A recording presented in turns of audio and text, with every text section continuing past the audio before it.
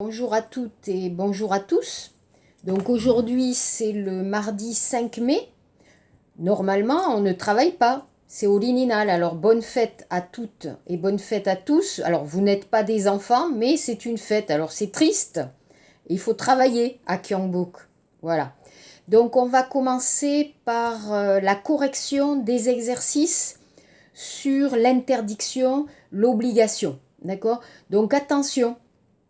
Je vais parler un peu de vos exercices. Donc, vous n'avez pas bien compris l'exercice 25. Donc, je vais réexpliquer cet exercice. Par exemple, si vous ne comprenez pas, envoyez un message sur KakaoTalk et je vais vous expliquer le sujet ou l'exercice. Par exemple, hein, ce n'est pas toujours facile de bien comprendre l'exercice dans le livre. Hein. Alors d'abord, on va regarder ici. Donc je vous avais donné des panneaux, Pyojipan, des panneaux. Et donc la question 24, qu'est-ce qu'on ne peut pas faire? Observez les panneaux et écrivez ce qu'il est interdit de faire. Alors variez les expressions. N'utilisez pas les mêmes expressions, les mêmes verbes. Je vous ai donné du vocabulaire. Utilisez le vocabulaire pour répondre aux exercices à l'écrit, à l'oral, s'il vous plaît.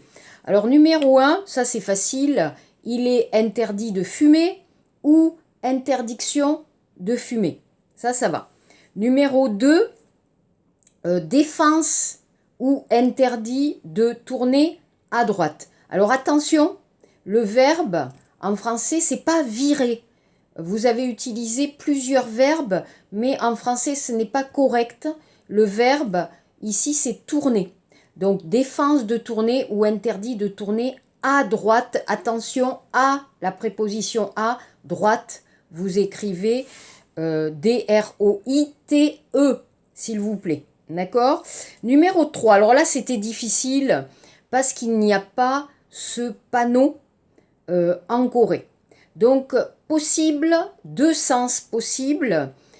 Interdit d'entrer. Alors attention, beaucoup de personnes ont écrit de entrée, non. Alors ça, c'est facile. Voyelle, voyelle, impossible.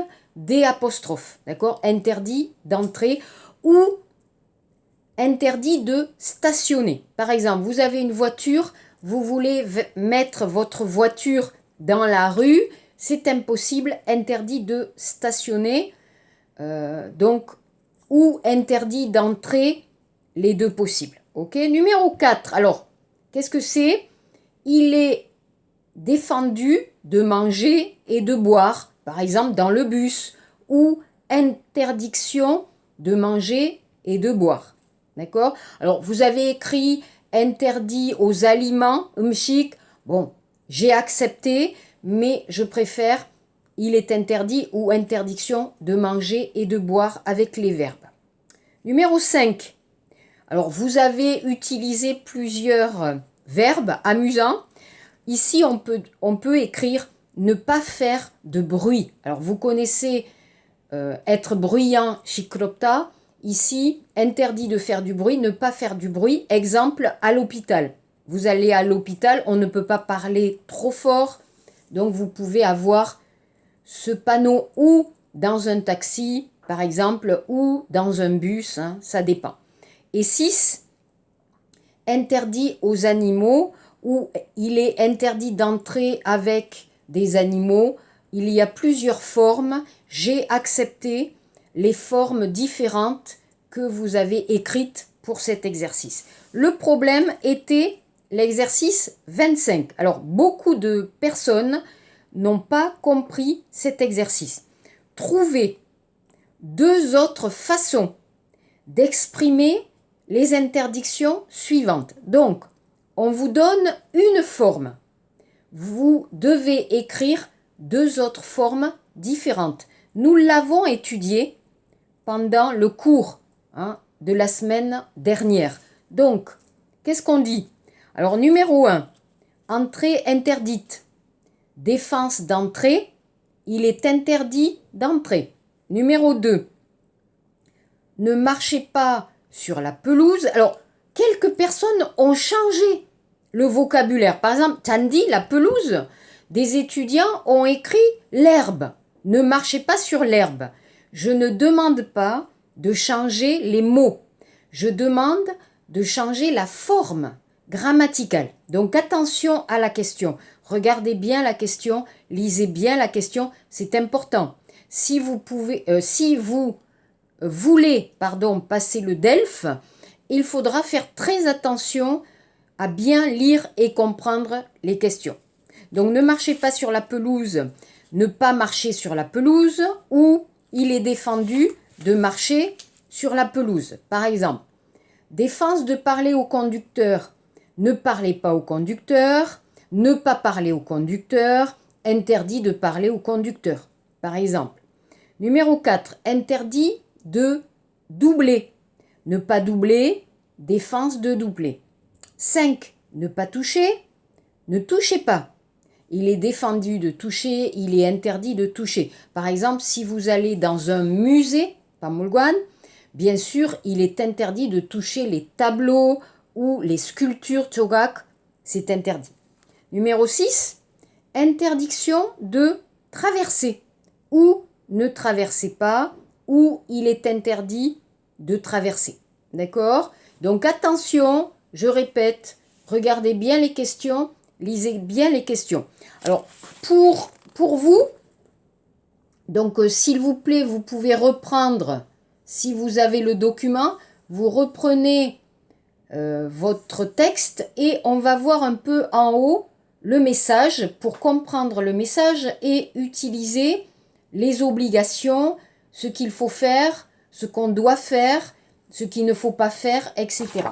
Alors ça, c'est le message. Il y a un message de Louise à sa nièce, Choka, Michel. Regardez le message. Salut Michel, j'ai oublié de te dire ce que tu dois faire pendant mon absence. Alors, ici, Louise va partir en vacances. Alors, elle donne quelques conseils à sa nièce Michel. D'abord, il faut penser à nourrir le chat. Nourrir, donner à manger. Tu peux lui donner des croquettes. Alors, les croquettes sont des aliments pour les chiens, pour les chats. Des sortes de gâteaux pour les chiens. Il y en a dans la cuisine. Fais attention parce qu'il ne faut pas lui donner de lait. D'accord? Il faut aussi permettre au chat de sortir. Ne ferme pas la fenêtre de la cuisine. Ensuite, tu dois arroser les plantes. Boudel chuda, donc donner de l'eau aux plantes du balcon. Il faut le faire le soir parce qu'il fait moins chaud. Puis prends tous les jours mon courrier. Alors qu'est-ce que c'est le courrier? Pyeonji, sopo, les colis, les lettres. Les boîtes à lettres pleines attirent les cambrioleurs. Doduksada. Dernière chose, n'oublie pas d'éteindre mon ordinateur. Alors vous connaissez les verbes allumer, mettre l'ordinateur ou couper, arrêter, éteindre. L'ordinateur, la télévision, la radio par exemple. Pourquoi? Alors, dernière chose, n'oublie pas d'éteindre mon ordinateur. Je l'ai laissé allumé. Donc allumer, éteindre, ce sont les mêmes verbes. Merci beaucoup, bisous. Alors, qu'est-ce que Michel doit faire d'abord? Alors, si vous regardez la première phrase, Michel doit d'abord nourrir le chat. 2. Est-ce que Michel peut donner du lait au chat? Non. Il ne faut pas lui donner de lait. D'accord? Il ne faut pas lui donner de lait. Qu'est-ce qu'il faut faire pour permettre au chat de sortir? Il ne faut pas fermer la fenêtre de la cuisine. Ok? Numéro 4. Quand est-ce qu'il faut arroser les plantes du balcon et pourquoi? Alors, il faut arroser les plantes le soir. Pourquoi le soir? Parce qu'il fait moins chaud. Numéro 5. Est-ce qu'il faut prendre souvent le courrier de la boîte à lettres? Pourquoi? Oui, il faut prendre le courrier tous les jours. Alors, on peut dire en français à cause des cambrioleurs. Demune, à cause des cambrioleurs. 6. Quelle est la dernière chose que Michel doit faire?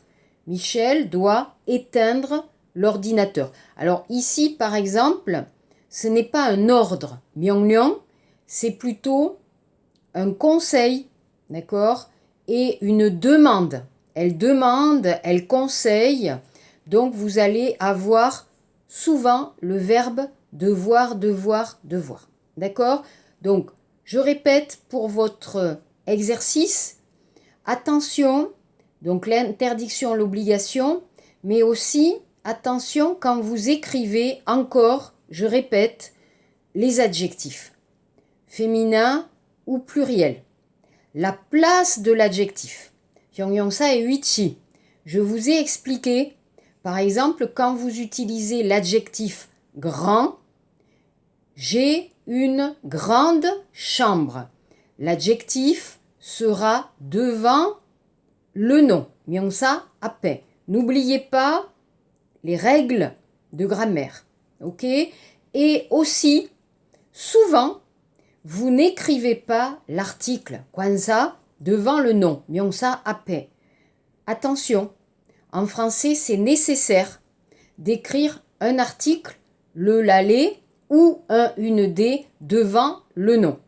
Attention, attention, en français, ça c'est les règles pour le niveau A1. Donc vous devez bien mémoriser et faire attention quand vous écrivez. Ok, alors ça c'est bon, ça c'est fini. Je vous ai envoyé, alors je cherche mon livre, ok. Donc je vous ai envoyé ce document sur une maison de rêve. Alors on va travailler un peu ce document. Je vous avais donc donné l'exercice de la description de votre maison idéale. Ici, nous allons voir la maison de rêve pour les Français. Alors, comme je vous explique dans la leçon, le rêve des Français, c'est d'être avec la famille et aussi d'être en même temps libre et indépendant. Donc, nous avons besoin d'un lieu qui est assez grand, qui est assez large et avec l'indépendance des pièces. D'accord? Alors, regardez le texte ici. Ok? Je vais lire. La maison de vos rêves. Dans quelle maison les Français ont-ils envie de vivre? Dans une maison à eux. Une maison individuelle, pour eux. Alors, d'abord, une double nécessité. Deux choses nécessaires. Se retrouver en famille, mais aussi garantir à chacun son intimité. C'est le constat de l'étude publiée ce matin par le professeur Erner de sociologie à l'Institut d'études politiques Chongshi Hakwa à Paris. Donc, je répète, deux choses importantes pour les Français, être en famille, mais en même temps avoir son indépendance. Première chose, première pièce, la plus importante, je vous ai déjà expliqué, c'est la cuisine. La cuisine, c'est la pièce la plus importante pour 87%, 87% des Français. Donc, la pièce majeure, ici, ça veut dire la plus importante. Donc, grande cuisine, grande salle de bain. Voilà ici les rêves des Français. Numéro 2. Alors, pour vous, c'est peut-être bizarre, mais en France, dans la salle de bain, Yokshil, il y a 2 lavabos. C'est mionde dougué. Pourquoi?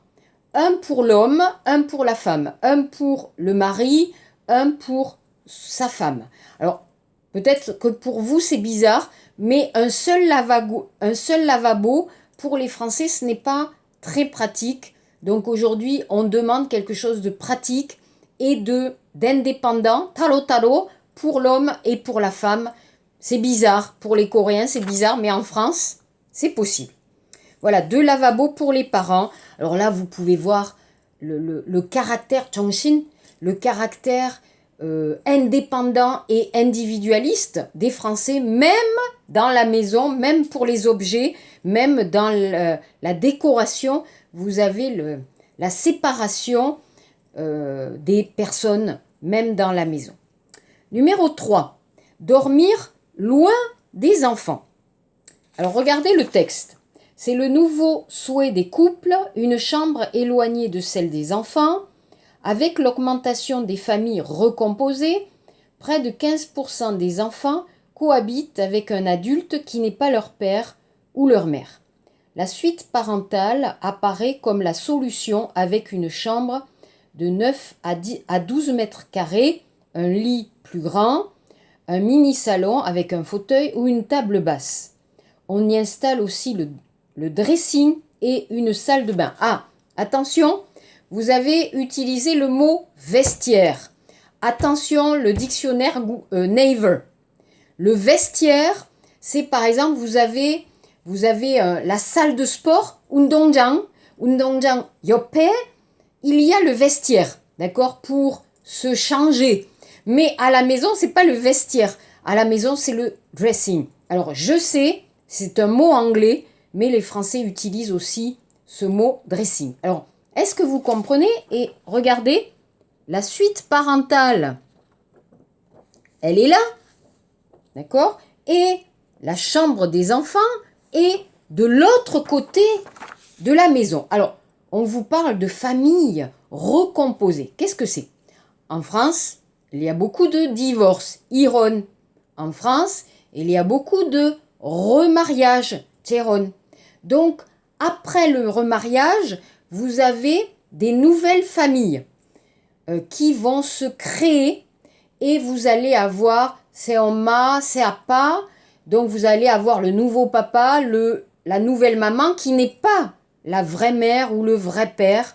Donc, on a besoin de plus d'indépendance et de liberté dans la maison. Donc, on va faire des chambres assez loin entre les parents et les enfants à cause de ces nouvelles familles.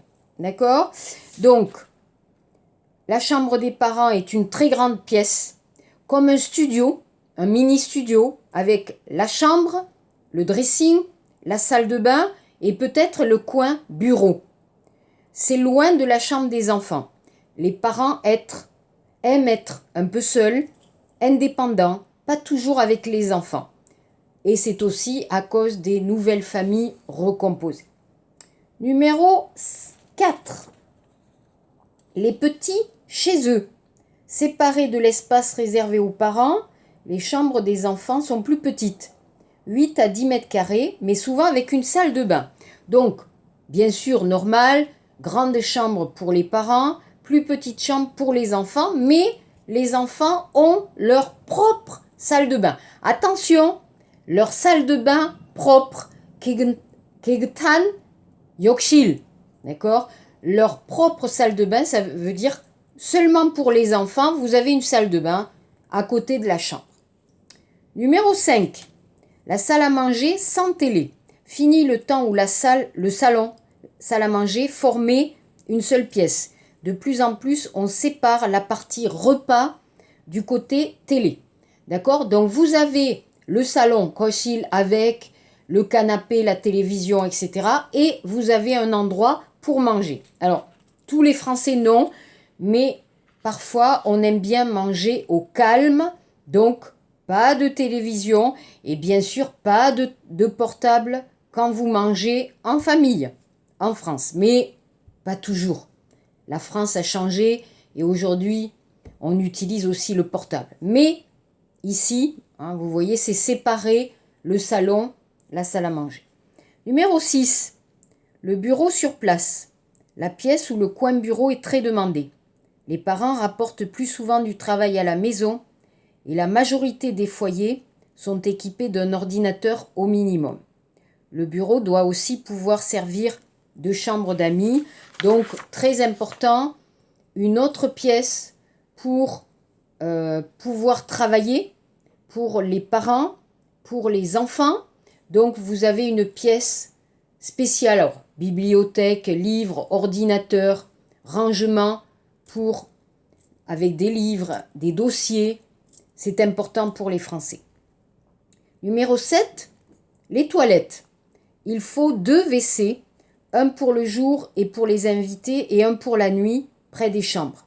le lave-main dans les toilettes devient la règle. Donc, vous avez les toilettes. Alors, je ne sais pas si vous voyez le dessin 7. Vous avez les toilettes, le bidet. Et à côté, à côté, vous avez un petit lavabo sémionné. Donc, on va aux toilettes et on peut se laver les mains après. Avec le coronavirus, c'est nécessaire et c'est très pratique. D'accord? Numéro 8, le jardin, la pièce en plus.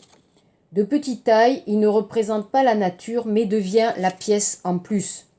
Il sert au jeu pour les enfants. On y fait la sieste. Alors, qu'est-ce que c'est la sieste? C'est dormir pendant 30 minutes, après le repas, après le déjeuner. Et le jardinage reste avec le bricolage.